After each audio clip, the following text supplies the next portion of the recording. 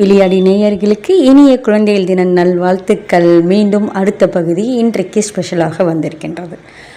குழந்தைகள் குழந்தைகளாக இன்று இல்லை, குழந்தை பருவ உணர்வுகளை தொலைத்து விட்டார்கள் அப்படின்னு நான் சொன்னதுக்கு உதாரணமாக மீண்டும் இன்னொன்று எடுத்துகிட்டு வந்திருக்கேன்.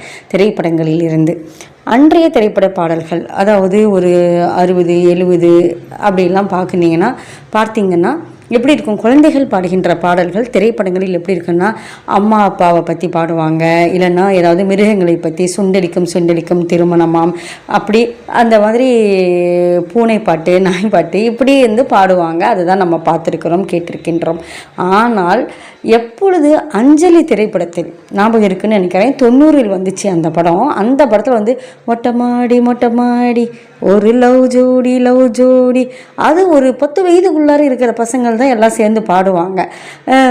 இது இப்போ இன்று இருக்கிற அளவுக்கு அன்றைக்கு அவ்வளோ எதிர்ப்பு, ஏன்னா ஊடகங்கள் கிடையாது, அந்த அளவுக்கு எதிர்ப்பு வரல. விமர்சனங்களை சொன்னவர்கள் கூட என்னடா குழந்தைங்க இந்த மாதிரி பாடுறாங்களா அப்படின்ட்டு கேட்கல.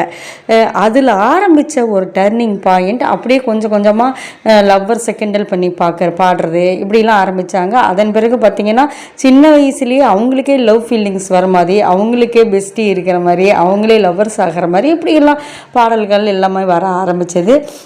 இப்போ கதைகளும் அந்த மாதிரி வர ஆரம்பிச்சிடுச்சு. பள்ளி பருவ காதல்னு ஆரம்பித்து இன்னும் குழந்தை பருவத்திலிருந்து ஆரம்பிச்சிட்டாங்க.